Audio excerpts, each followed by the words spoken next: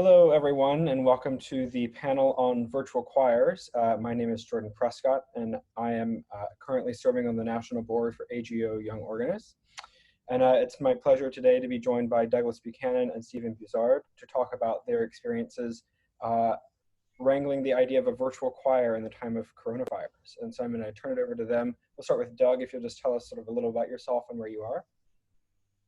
Sure. My name is Doug Buchanan. I'm a conductor, composer, and organist and educator based in Baltimore, Maryland.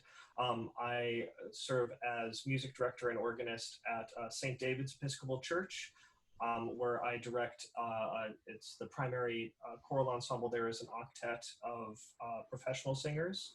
I also teach at some institutions in the area and conduct some other choirs in the area as well. Fabulous, and I should say that Doug and I are neighbors, as I am also in Baltimore, Maryland. So, yes. And Stephen.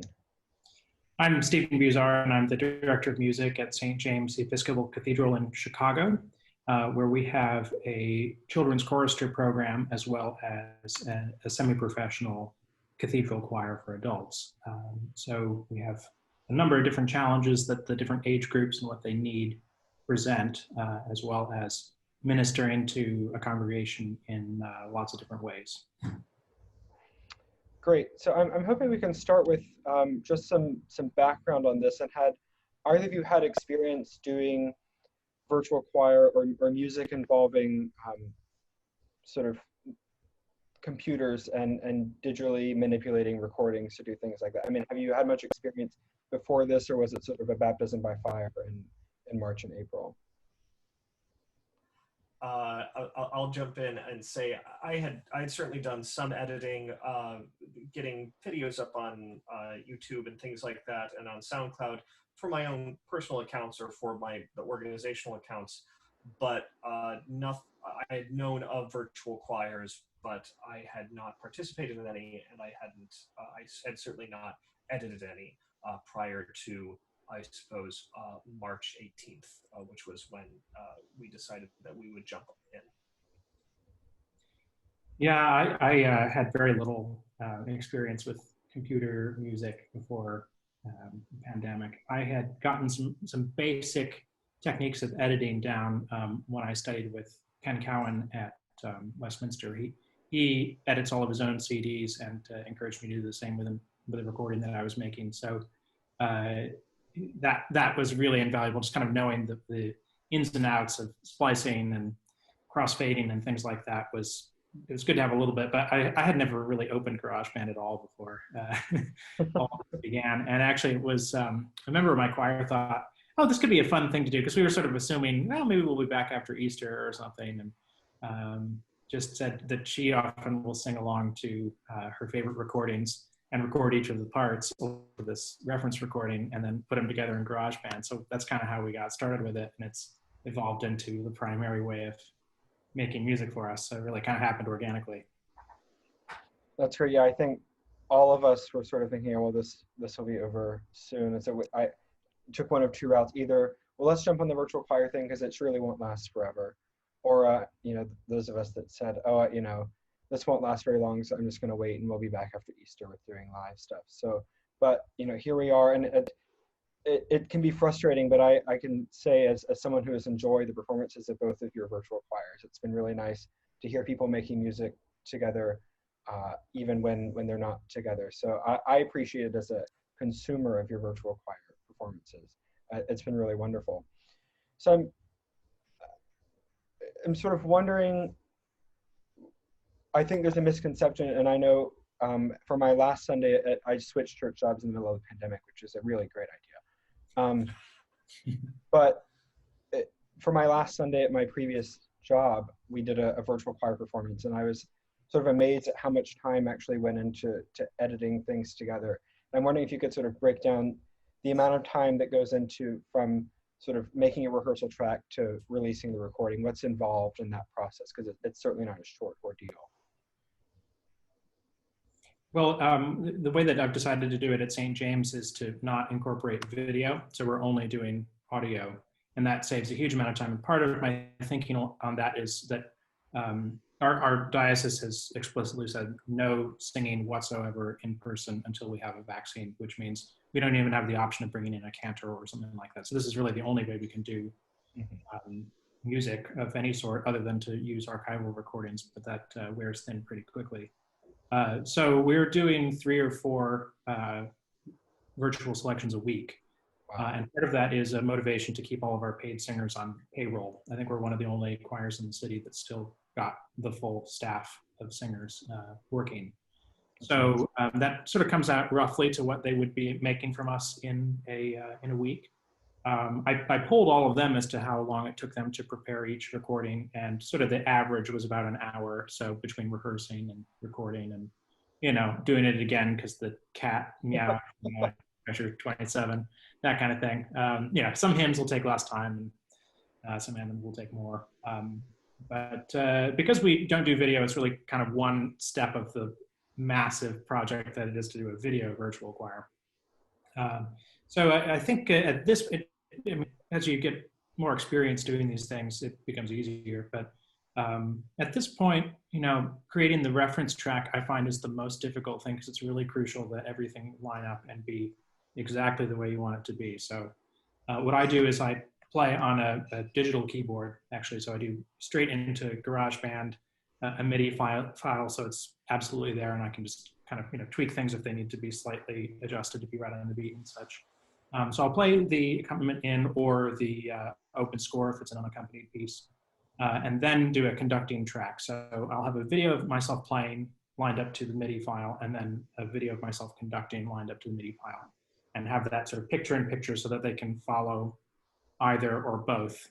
They found it really handy to just, you know, be able to follow the fingers if they want to see exactly where a cutoff needs to go, or you know, the gesture can help show the phrase, that kind of thing. So that probably, it depends, you know, again, on the complicated, if the piece is more complicated or not, but probably an hour to 2 to create a good solid reference track. I send that out, they spend, I give them a week to prepare their tracks for me, then, or at least a week, and then they send it back in, and I've gotten to the point where I can line them up in GarageBand within maybe an hour and a half. Okay. And then add, you know, effects and things, and sort of smooth it out and take out the odd stray S and stuff like that. So it's not terribly time consuming, and my organ scholar has also jumped in and is doing a good amount of the editing too. So between the two of us, it's, you know, it's just manageable, but it's quite a treadmill. Yeah. Doug, has that been similar to your experience? A lot of what Stephen is saying is quite similar. We at St. David's, we've also been fortunate that we've been able to use this opportunity to ensure that the singing staff stays on payroll. That's something that's been very crucial, not just to me, but to the vestry and the clergy, that we want to make sure that we're supporting our musicians. What Stephen's saying resonates a lot with my experiences. We're doing about 3 to 4 virtual choirs a week. We do use video, but because it's only 8 people, and during the summer it was just quartets, we'd alternate quartets during the week, or each week. It's fairly manageable. I had also gotten used to some video editing, doing some education videos for the different places that I teach. But the video editing is, for the actual virtual choirs, is relatively minimal. I'll line up the videos, and then I've got a template for that. The way that we do services is everyone actually sends all their material to me, the lectors, the priest, everyone involved, and I create about a 50-minute video that we upload and then premiere on YouTube. So I'm already doing the video editing, so that we drop those in. But of course, it's really the audio, just like Stephen's saying. It's the audio that takes a while. The singers that I'm working with, I've been fortunate to work with a lot of these folks for the 5 or 6 years that I've been at St. David's. Some of them are newer, but I think even the newest person there I've worked with for 3 seasons. So the nice thing about that is, within a chamber ensemble context, we can, they know a lot about how I work. And so it makes it a little bit easier on the rehearsal track end of things. Because what I'll end up doing a lot of the time is I'll have a webcam on me playing and sort of nodding and conducting. And because I'm the director of music and organist combined, they're used to following that. They're used to watching for a hand from the organ or for, you know, a nod of the head. And that that can really that speeds things up on that end. We always do a psalm each week, an Anglican chant psalm, and usually what I do is I sing the bass part on that. I'll play and sing the bass part. But just like Stephen's saying, the fact that there can be some visual where you're watching someone conduct or watching someone sing, you know, we respond to that as humans. Just from a music cognition standpoint, we as humans follow other humans making music better than we do a metronome, where our brains are evolved to do that, to sync up with other people. And of course that's what we can't do right now, and that's why it's so painful, but to not be making music with each other. But just that thing of singing along with a hymn or with a psalm helps a lot. My experience is editing, as Stephen says, with hymns and psalms. Those usually take me an hour and a half, maybe 2 hours. I switched over to Logic in the middle of the summer, which has allowed me to do a little bit more fine tuning, literally and figuratively. And I've been pleased with the product that I've been able to produce, mainly because it helps to bridge that digital divide, because especially with an octet with two and a part, everyone's so used to each other, listening to each other for blending and for cutoffs and for modulating vibrato and things like that. So without the opportunity to be able to listen to that other person, sometimes you need to be able to adjust the vibrato just a little bit, or like you say, get a cutoff, or tweak something here and there. And it's, you know, at first I thought, well, is this cheating? And of course it's not cheating. What we're trying to do is we're trying to replicate what it's like to be listening to each other. And and this is just a bridge in order to do that. So I do find that I take more time on the anthems, because those tend to be a little bit more complex. I think last week we did a talus, a longer talus, that I think that probably took me at least 2 to 3 times as long, if not more, to complete than the others, because I really wanted to, I sort of luxuriated in the time. I wanted to make it really good, because we also release those sort of individually so that people have sort of micro things that they can listen to. And I want to make sure that those are as polished as I can make them. Also because the singers put in time. The singers put in time to make that right. Just like you're saying, if the cat goes or there's cicadas, that's what we have a lot in Baltimore, or lawnmowers. You know, you want to honor the time that the musicians put into it, and make sure that they sound as best as they could, just like you would if you were conducting that in person. Absolutely. A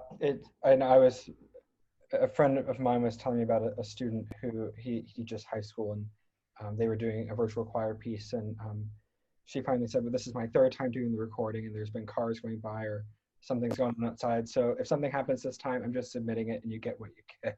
But yeah, I've seen people get frustrated by the number of times you have to do it, but it's when you talk about the amount of time that takes editing, that's, you know, time that you would ordinarily spend in the rehearsal fixing those small, minute things that you're just doing in a different way now. I'm curious if the opportunity to do music virtually like this has opened you up to doing repertoire that you might not have done ordinarily, or have you stuck to sort of the repertoire list that you had already planned for as we move into the fall? Are you staying on track with what you were planning to do, or are you sort of shifting gears based on what's possible now that's not ordinarily possible? Well, at least for me, for the most part, I've kept things very basic. So rather than introducing new music, essentially doing what they already know really well, because part of what they know is how we as an ensemble have done that piece. It's, you know, part of being a repertoire-based ensemble. So it's pretty much bread and butter throughout, with the exception of a couple of little experimentations I've been doing with psalms, and I'm working on a setting for our All Souls Requiem using aleatory as an element of being isolated over virtual choir. So, they can repeat a certain number of cells a certain number of times and kind of just see what that ends up being in a way that creates a randomness that you wouldn't get if you were in person. We haven't done Anglican chant psalm settings because the logistics of doing that virtually have terrified me so far, although maybe I should try it. I think certainly, Douglas, your way of singing along the bass part would be the way to get that to line up as best as possible. But so instead of Anglican chant, we've been doing some stuff like that where I'll improvise a sort of minimalist accompaniment underneath what they sing, and they're doing very improvisatory. I'll give them a sort of sketch of the melody that I'd like them to sing, but they'll otherwise kind of improvise the rhythms of that. And it's a way of just kind of playing on the medium that we have and not trying to be something that it isn't. But yeah, in terms of the stuff that is already written for in-person choir, I'm being very conservative about it because it also just helps with their comfort level. Yeah, absolutely. That's really cool. I love the idea of the aleatory. I haven't ventured into that area yet, but I've been thinking about some settings that I'd like to do that sort of are within, sort of along those lines of working within a digital medium. It's interesting to think about, how liturgical musicians are innovating within this time based on what we have before us. You think about how, different choirs would be, would adjust to spaces, or the development of, deck and can choirs, and or you think about, Howell's writing for specific cathedrals and specific spaces, and how he's envisioning the piece. And, I just think it's interesting to think about those things, how we as liturgical musicians adjust to the space. And in this case, it's a virtual space. That being said, we also have kept things fairly simple. There's been a couple forays into some of the more complex rep, and we usually end up doing a fair number of commissions and new music over the course of the year. We're also, one of the big things that I work on is diversity of repertoire, representing women, LGBTQA+, and composers of color, and doing that. And I've been sort of pained that I haven't been able to dig into that as much, because just some of the newer repertoire that I would choose would either be difficult, or there's rights issues for broadcasting and things like that. So there's a lot of that. So, the sort of bread and butter Renaissance polyphony has been a boon with this, also because that's something that's a style that my singers are very acquainted with. I am pushing the envelope a little bit in the fall. In the recording schedule, I've got a couple of bigger things. Larger projects that are sort of spaced out, the Buxtehude Singetem Herrn Neues Lied, the motet, that's a double choir motet, and then also the Harris Fair is the Heaven. We're going to try to do that for All Saints. And I haven't made the recording tracks for that yet. We've done it before. We've done it several times, and so the choir knows it, but I'm thinking about, I was walking the dog the other day. I'm thinking, the way to do that, we're gonna have to do it in sort of individual chunks.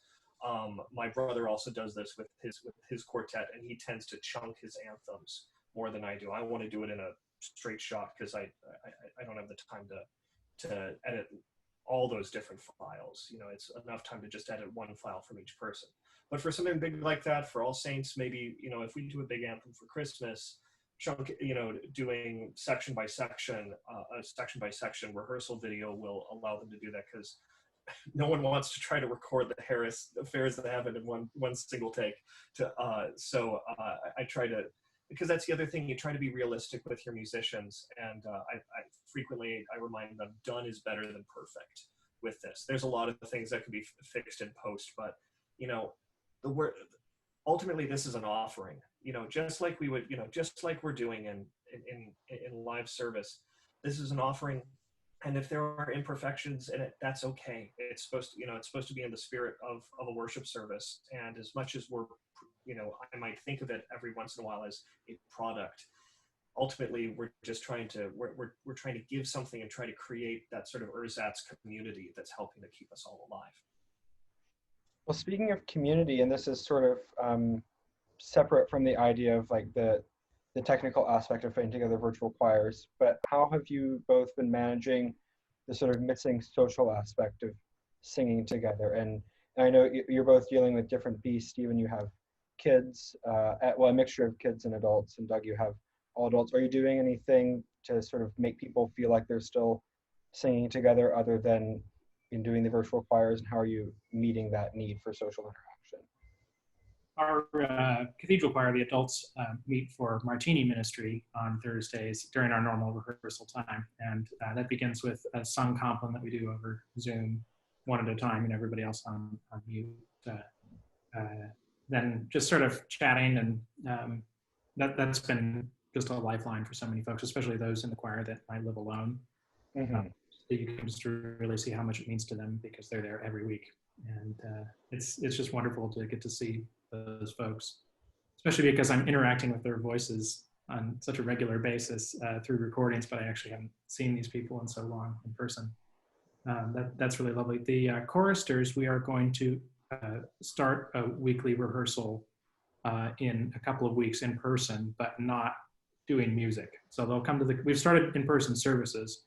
So they're going to come to the cathedral and sit in the pews spaced out, and we'll do music theory and churchmanship and have like musical instrument demos and music history and like all the other stuff about being a chorister. But really, it's to get them together. We had a couple of summer get-togethers as well in a park, and just getting them in the same place. Like they are so much more checked out on a big Zoom call than adults, and they come on after having been in school on Zoom for 6 hours already, and they're just like done with it. So doing that in person is going to be great. And then we'll do one-on-one singing lessons over Zoom, sort of at their convenience.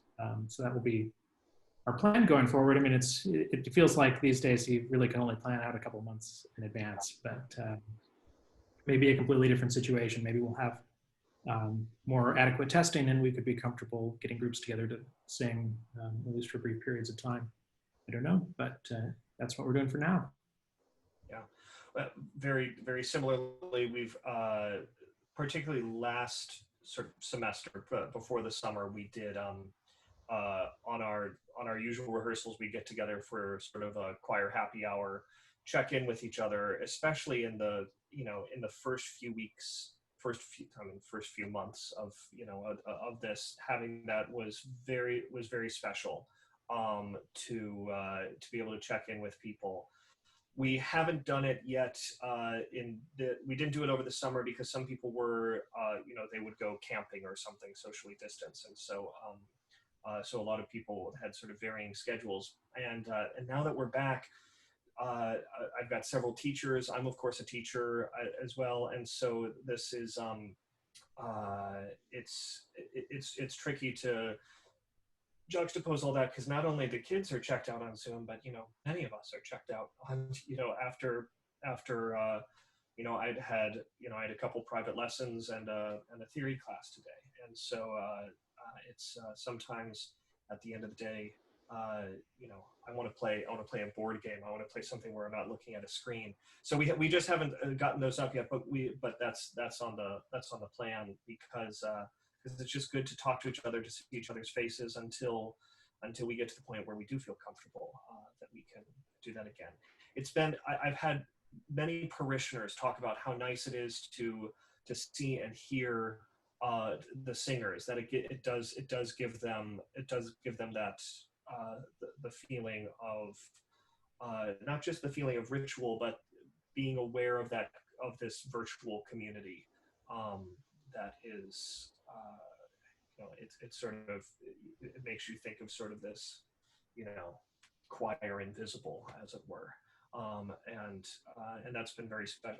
Several parishioners of all age groups have checked in and said this is really meaningful, and that makes it that makes it really worthwhile, because you spend all this, you spend hours and hours just like you normally would into getting 2 or 3 minutes of music, and so it's nice to know that is meaningful. Yeah, a lot of folks have expressed that to me as well. One thing we've started doing since we're back in church is I've worked out a way to play the hymns live on the organ while the voices have been pre-recorded, which one of my choir members has dubbed reverse karaoke. So essentially I mute the reference track piano and have the voices along with the reference video that I've conducted and play along with that. And it seems to work out okay. It's always a little bit scary because you need to make sure that it lines up at the beginning or you're really going to be screwed. But it's been fun. And once everything gets going, if you're out in the room, it sounds pretty darn familiar. There's something really comforting about actually hearing the live sound and not just something pre-recorded in the space. So I think that's something I want to encourage colleagues to explore, to see if you can mix media a little bit and try to, as we go back into our spaces, try to find ways of just making it feel like home to the congregation. It's so important. Absolutely. I had seen you were doing that. I thought that was the coolest idea. Sort of like organ, but for organ and choir recorded. It's really spectacular. And I'm sure it is comforting to be in the room and have it sound like it used to, even though everything feels a lot different. I mean, you're in a mask and you're not actually singing. But that's really great. As you said, it's hard to know how much longer this is going to last, and to plan out any more than a few months in advance sort of seems foolish, because here in April I was planning for October and thinking, well, surely this won't be going on in October, but it appears that it's going to be. But I think and I hope that this idea of appreciating music via the computer in a new way will continue. I mean, I think certainly, live stream services are going to continue or be ubiquitous for a long time, as people will have varying degrees of comfort coming back, even when there's a vaccine or rapid testing. So I think it would behoove all of us to at least become proficient at doing this. And so I'm grateful for both of you for sort of giving some tips and your experience from doing it so well from the beginning. And it's been spectacular to hear from you, and I appreciate it. If you have any other closing thoughts to give anybody that's, maybe like me and is getting ready to venture into doing virtual choir stuff, if there's something you haven't mentioned that you think is worthwhile knowing. I think my tip would be, if you want to get started with it, just go do something for fun. Don't worry about creating something for a service. The best thing would be to just get some of your singers who might be keen on doing this to just try it out, and you'll figure stuff out by just doing it, and you'll come up with your own method that seems to work with your singers. If there's a deadline, that's going to be too stressful, but just make it be a fun thing, and it may evolve into something that you can do week in and week out. Yeah. I think that's good, emphasizing play, because we certainly don't have a lot of play right now.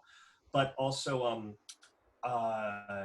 I would also say that I have a couple resources that I created early on, a couple Google Doc just guides about how to create a rehearsal track, and singers how to read a rehearsal track. And as I was doing it, I just sort of wrote down a bunch of things, and I'll send those along to Jordan to include as links.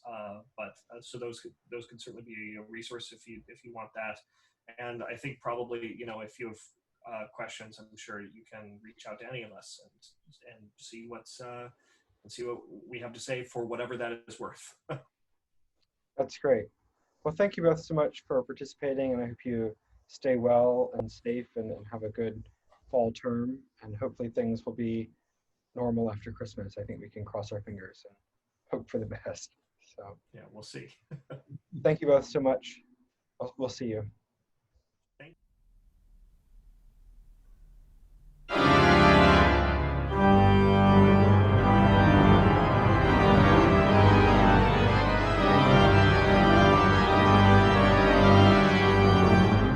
I am so thrilled to be with you today, and I want to start off by thanking Jillian Gardner and the incredible leadership team at the AGOYO for their vision, for making this happen, and for simply giving me the opportunity to be here with you today. I hope that after watching this video, it's as rewarding for you as it has been for me preparing it. I was asked to speak on the church musician and technology, and so I am going to talk about those things and maybe give you some technology advice and whatnot. But I'm also going to kind of paint this topic in the broader brushstroke of entrepreneurship. And I've put together a huge script that I was going to follow. And I've done 2 of these videos so far, and I realize that it feels a little disassociated. And I just want to simply say these are crazy times, and I wish you were here. I gain strength from seeing your smiling faces, and it's very difficult to communicate how passionate I am about what I do and about making music when I'm speaking into a camera. But I'm going to do my best, and I just want you to know that I care, and I'm so grateful for who you are, and you inspire me. And I hope that my story and my experiences can inspire you and someone as well. So at this time, I've kind of decided to just share my story with you, and hopefully you can learn something from it. In this story is lots of information about the church musician and technology, so I think you'll find what you need there. But if there were a few things that I would love for you to walk away with after watching this video, it would be, number one, the importance of finding your niche. Find what you are passionate about and relentlessly stick to it. There will be times when you get overwhelmed or you're tired or there's obstacles in front of you. You can always find a way. Be creative. In fact, in those moments, I find that's when my creativity explodes, is when everything seems it's against me, preventing me from accomplishing that goal. The second thing I'd love for you to walk away with is a respect for the power of investing. Being willing to take risks to accomplish what you want, and being willing to sacrifice a little bit, either monetarily or mentally, to accomplish those goals. And also investing in others. In fact, that's the last thing on my list, is the importance of simply being kind. We all desperately need each other. And if we want to keep our craft going, we need each other more than we probably realize.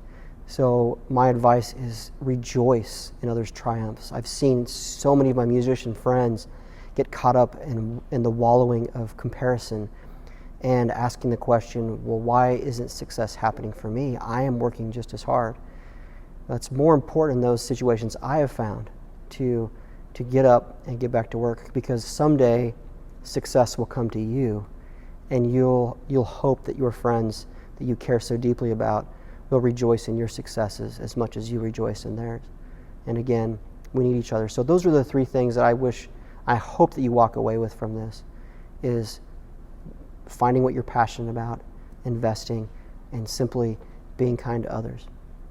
And so at this time, I simply want to just share kind of my story and how it relates to these things.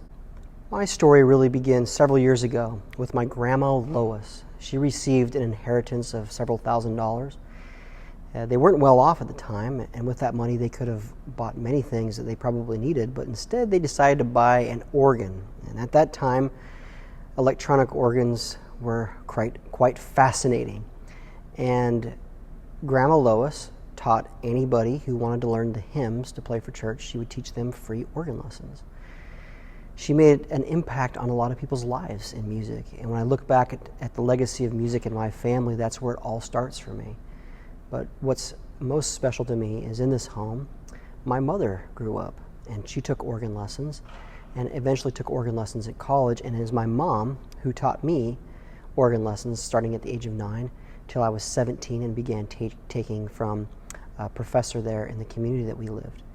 And so there's not a day that goes by that I'm not deeply grateful for that legacy. And when I think of my grandma Lois and that sacrifice that she made, it gives me purpose as I pursue my goals and my vision. And I'm so grateful for my mom who kept me going. There were times when I was young that I did not want to do organ. Many of you have probably been through similar things. And I'm grateful every day that she pushed me and made me do it. When I was getting ready for college, I received full tuition scholarships to both Brigham Young University and University of Washington. I chose BYU. While at BYU, alongside my organ studies, which were terrific, by the way, and I learned so much, but I also received a minor in business, which that whole world kind of blew me away. As musicians, we don't get training in the world of business, but yet that's such a huge part of what we do. I learned about the important skills of marketing and networking and investing and all those things. I still think about, like it was yesterday taking those classes, I still think about all of those things every time I'm trying to achieve my goals or trying to get places. I remember that business degree. At the end of my studies at BYU, I remember that I was kind of burned out of music, and several of my colleagues throughout the years have kind of come across that as well, just facing burnout, just getting tired. I was just tired of what I was doing, and I was exhausted and ready to be done. And I remember at that point I decided to be a dentist, and I took 2 years of pre-dental courses and started preparing to go to dental school. And it wasn't until after those 2 years that I finally shadowed what dentists actually do. And here I was, having worked in these gorgeous cathedrals and spaces, playing these beautiful instruments, these wide open spaces. I couldn't imagine after that working inside a tiny little mouth. And so it was kind of a real crisis for me, because what do I do? I'm getting older, and I've invested so much time into this. And it was at that time that I decided to get back into music. But this time I was going to do it in a way that was healthier. I was going to find a way to do it that would fuel me and drive me for the rest of my life, so that I would love it.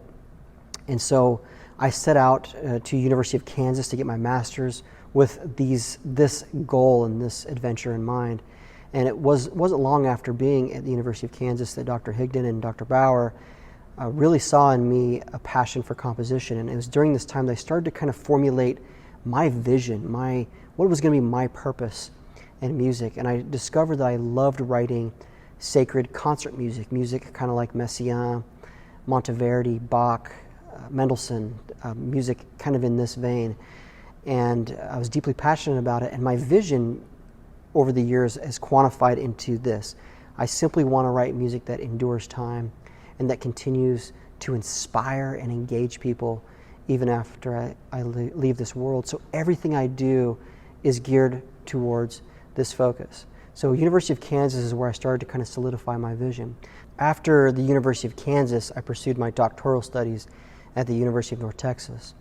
And it was after those 4 years, those grueling 4 years, wonderful 4 years, that my story really starts. At this time, I had a beautiful little family of 4 kids. And I graduated from doctoral studies with student loan debt and no job. And it was at this time when, as I mentioned earlier, that wall was ominous. And I had no idea how I was going to get over that wall. My vision was to write music that endures time, but yet I wasn't making any money on music sales or my music. I wasn't receiving any commissions at the time. For all intents and purposes, I was a nobody. I was still at the bottom. And I thought to myself, what is next? And I soon felt that academia might be a way that can help me achieve my goals, may open some doors. But I was far away from being able to get a job in academia. And what I'm going to tell you next are things that I learned that I wish I would have known, that I could have worked on while I was in my master's and doctoral studies. So I hope these things help you and help you think about things to do now while you're in school and while you're preparing, that can help you be ready quicker. But I made a list. I sat down, I said, if I was on a search committee or a hiring committee in academia, what would I want to see? And I would want to see teaching experience. I would want to see someone who was concertizing regularly and consistently. I would want to see an online presence, maybe some YouTube videos. I would want to see recordings.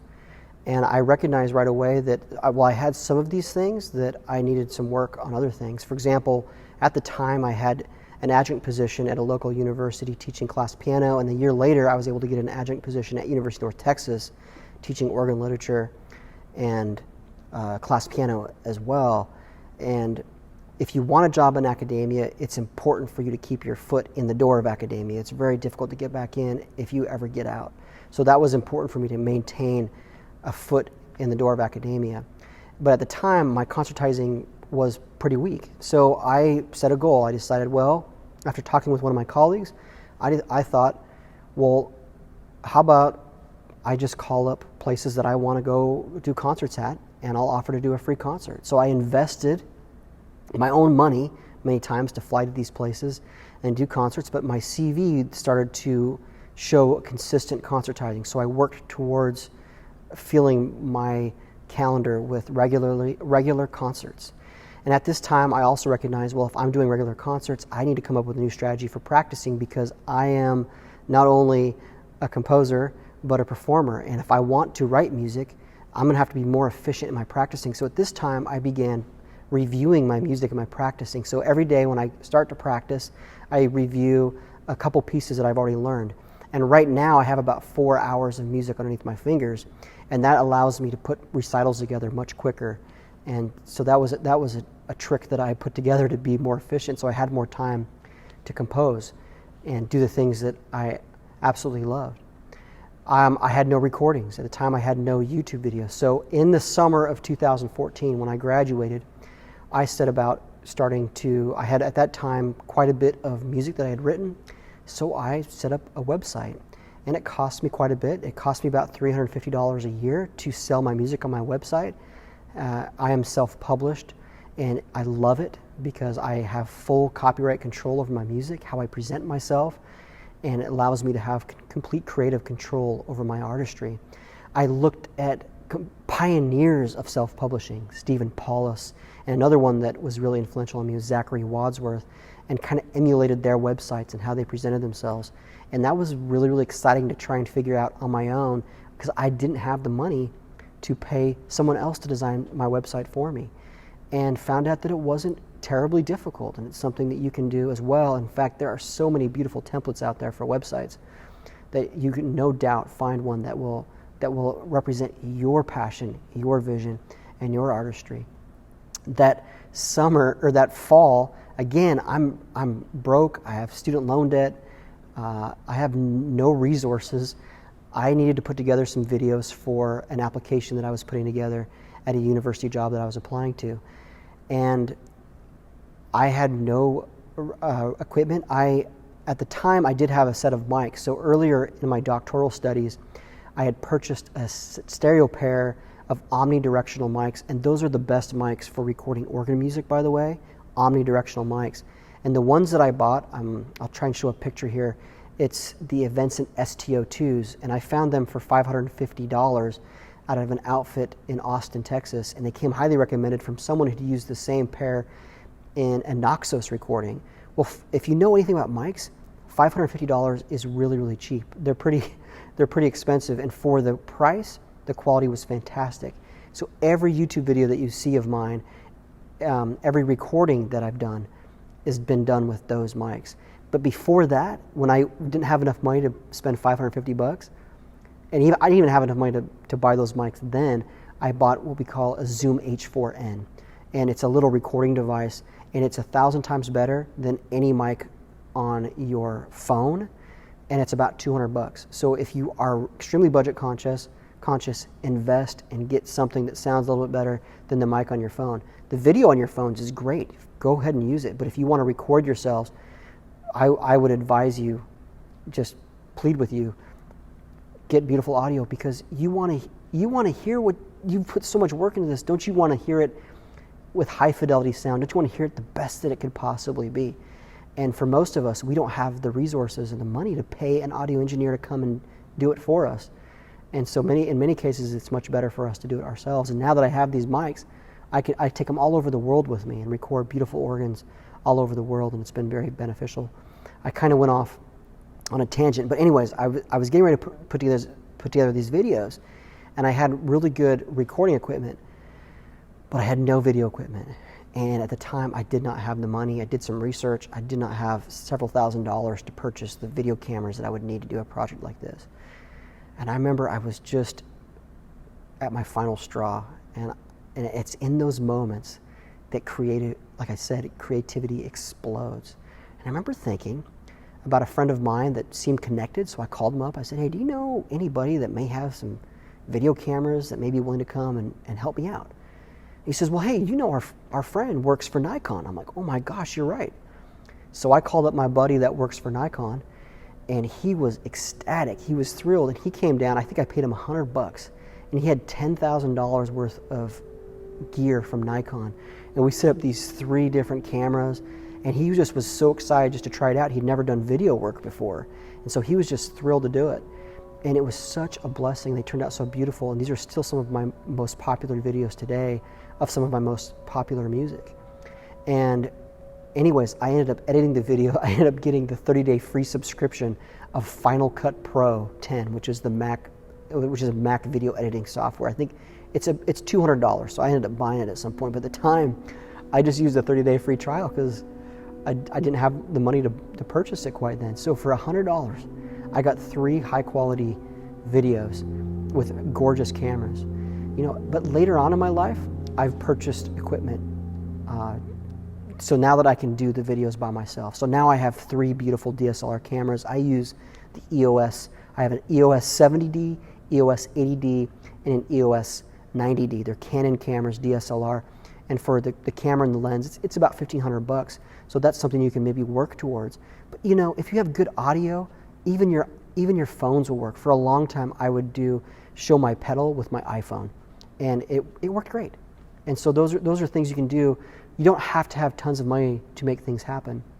In fact, many times I've used student videographers to help me accomplish video projects.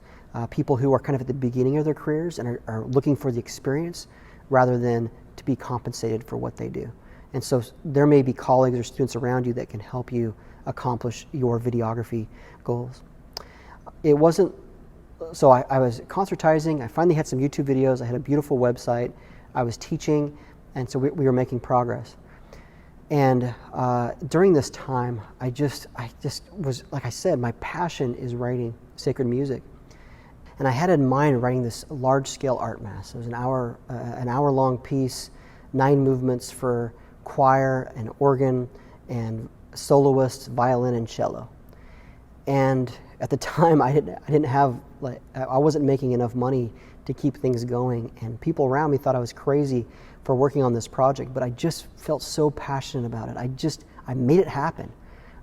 That was my vision. That's what I love. This is what keeps me sane. This is what keeps me from being burned out, was writing sacred concert music. So I stuck with it, regardless of all of the noise coming from all the directions. And it was an impossible project. I mean, what choir out there do you know that just jumps at performing an hour-long art mass in the style of Duraflé, something very challenging from a no-name composer? And I must have reached out to several different conductors, and while people were happy for me and they seemed to enjoy the piece, nobody was willing to do it. So finally, I had a contact who was a young conductor who had just started a choir in Fort Worth, and I reached out to him. I said, hey, what do you think about collaborating on this project? We sat down together, looked at the music, and it just felt right for both of us. And to this day, I am so grateful that he signed on to do the project. But it was a massive undertaking. So we had the choir. We started it in the spring to premiere this work, and we recognized right away to pull this off, we needed about $7,000. Again, I had an adjunct position, and money was tight. There was no way I was going to be able to get that money. We were able to find a cheap videographer, but to pay our soloists and event fees and all sorts of things, marketing, we needed about $7,000. So luckily we live in the day of an age of crowdfunding, and we set up a GoFundMe page, and we put together this gorgeous promotional video, and we went about praying that this would work out, and sure enough, we were able to raise $7,000. Now, I will never do that again, because most of the people that gave were friends and family, and I could never do that to them again. But I was so passionate about my vision that I was willing to do anything it took to make it happen. So I'm emotional about this because it was such a beautiful experience, and you can have that experience too through what you're doing.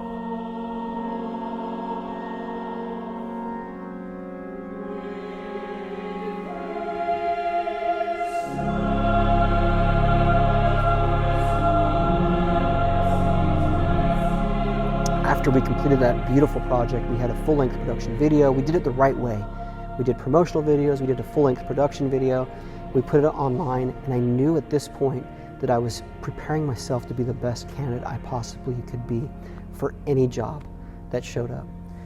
And it wasn't a year later that I landed my first academic position. But I want to share a couple other stories with you that were led up to that. Everything that I do in life, I look at what people are doing and I try to do it just a little bit better if I can.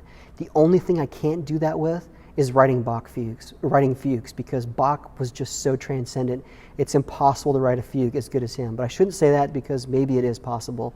There are people that can do that beautifully. But one such example is my CV. So when I was preparing to apply for these jobs, I looked at the CV templates out there and I just thought, I'm an artist. I believe in what I'm doing. Like, I need my CV to reflect who I am as an artist and how I feel. And I said, this isn't doing it for me. So I went about putting some graphic design chops to work on making my CV look beautiful. And this is kind of what I came up with. It could be better. Of course, I designed it myself. If I were to hire somebody else to do it, it would probably look even better. But at the same time, it stood out. And when I applied for my position here at University of Texas at San Antonio, when I actually came to work the following year, one of the people on the hiring committee said, the moment I saw that CV cross my desk, I didn't even look at it. I knew that you were the person that we needed to have here. So those things matter, how you present yourself online, and use graphic design tools to help you get there. Look around, see what other people are doing, and see if you can replicate it in the platforms that you know how to use. For example, I'm not very good with Adobe Photoshop or Illustrator. Some of you are. But I'd love trying to recreate it in Pages or Word, things that I know how to use. And it's amazing what you can do in that free software to make things look really, really beautiful. So those are some things I do. Now, there was a time in my life where I have made some investments that didn't pay off. For example, in 2018, we had the national convention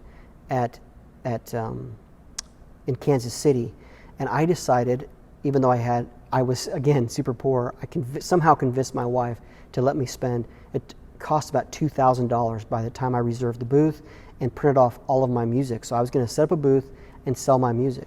So I showed up to the booth with tons of music, had it all set up, expecting if I sold all the music I'd printed, I would have made like $4,000. So I knew I was going to make about $4,000. I made $200, and it was devastating. And I went home to my wife, $1,800 in debt, saying that was a bad investment decision. I took the risk and failed miserably. However, sometimes the return that we get on our investment isn't always immediate and isn't always in the way that we expect. And one of the beautiful things that happened there was Michael Barone. Of course, most of you know who he is. He came by my booth and gave me a free CD of some preludes and fugues that he had commissioned. I said, well, tell you what, let me give you a free CD. So I gave him my Christus CD, the recording that we made from the premiere of my large art mass. A couple months later, I get an email from Michael Barone. I don't know who you are, and I don't know how I got your CD, but I started listening to it, and I couldn't stop. And it was one of the most transcendent experiences I've ever had with a piece of music. Thank you. And several months later, one of the movements ended up on his radio broadcast. And just that email alone just gave me hope and peace that what I'm doing does matter. That my vision, my purpose matters. And it gave me strength to continue, to keep going. That summer as well is when I funded the recording of the premiere of Christus, my large art mass that I talked about earlier. And I had called around to a bunch of different label distributors all over the world, ones that you're familiar with in the organ world and also classical world, and most of them cost anywhere from about $4,000 to $12,000 just to have your recording released with that label. I'm like, I don't have even $4,000, but I have this gorgeous recording that I made with my own mics, and I'm like, I've got to find a way to make a CD. So I started researching it and found out that through CD Baby, that I could distribute this recording all over the world through Spotify, iTunes, Apple Music, Amazon, you name it, it's there. And I could print CDs, and I could do it all for about $1,600. So I designed the cover myself, I designed the CD, the casing, all myself, submitted it, and now that recording's all over the world for $1,600. I even made up my own label. So when I put on my CV, my recording was released on the Neumark label. It makes it sound a little bit better. So that's our little secret. Don't you guys tell anybody. But hopefully it kind of opens your eyes to, again, when you're at the lowest level, that's when creativity explodes. That's when you can do your best work. And now, as I applied for jobs, I had recordings, I had online presence, I had concertizing, teaching, and I felt confident. And that year, I had several job interviews at places all over the country. And I ended up landing, that year, this position at University of Texas at San Antonio, and it's been incredible. It's opened so many doors for me, and I am so blessed. Now, the question is, well, I want to share one thing, and then I want to ask a question. Just make sure I'm doing okay for time here. Yes. These things matter. All of these things I'm telling you, if an understanding of these principles and my story, just how it applies to these principles, it may help you land a job. It may help you find more fulfillment in your life. And again, remember, I talked about the things I want you to walk away is find your niche. What are you passionate about? You know what I'm passionate about, but what are you passionate about? How are you going to accomplish it? What's your plan? Number 2, don't be afraid to invest. Taking risks is an important part of accomplishing your goals. You're going to have to take risks at some point. You're going to have to sacrifice something to achieve something. And then the last thing, again, is be kind. Be supportive of those around you. Rejoice in their triumphs because they matter. We all matter. We all need each other desperately, and especially right now. I want to share just a quick story. One of my colleagues recently graduated with a degree in composition. He calls me up. He says, I've applied for tens of jobs and I'm not getting any callbacks, no feedback, nothing. It's just silence. And this went on for about a year. And finally, I sat down with him. I had a residency at the University of Utah, so I was in his town. And I sat down with him, and I said, we'll tell you what. Let's look at your CV. Let's look at how you present yourself, and let's see if there's maybe some tweaks we can make to make it a little bit better. We took a look. He didn't have a website. His CV looked like a Word template that you see online. And I know this person, and he's an incredible artist. And I said, well, tell you what, let's look at the person who got a job over you, that they overlooked you for this other person. And we get on her website, and she has this gorgeous dress, and she's standing in the middle of the desert. Bold photography. That's something to remember. Be bold in your photography. Have fun with it. You are an artist. How do you want to present yourself? And she looked like she had made it. She had performances all over the world, just like he did. She had major performances by major ensembles, just like he did, but she presented herself in a way like, I've already made it. Our minds were blown. So immediately he set out, I showed him what my CV was.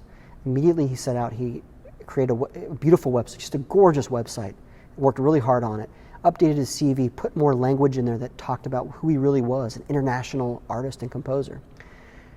Shortly thereafter, he had 3 callbacks on jobs. He's now going to have a piece performed in Brazil. So these principles really, really do work. While my story isn't finished, I've told you my story and my vision and my passions. And many of you are probably asking, he got the job in academia. What is next? Well, I have my ideas. Well, I'm working towards accomplishing my goals. how would you write the rest of my story? How would you write the rest of your story? And you all have stories. You all have a gift and something beautiful to leave this world. My friends, thank you for sticking out through this video. I wish you all the very, very best as you pursue your passions, your dreams, your goals. Remember, find what you're passionate about, invest, and be kind. Be kind to others. And I hope something that was said inspired you to just simply be a little better and to try a little harder to achieve your goals. I wish I could see you. I gain strength from working with you. And I wish you all the very best as you navigate these next phases of your lives. And I hope that happiness and success comes to you as it has for me. We do music. We love it. It's incredible. Be grateful that you get to experience music. Thank you, my friends.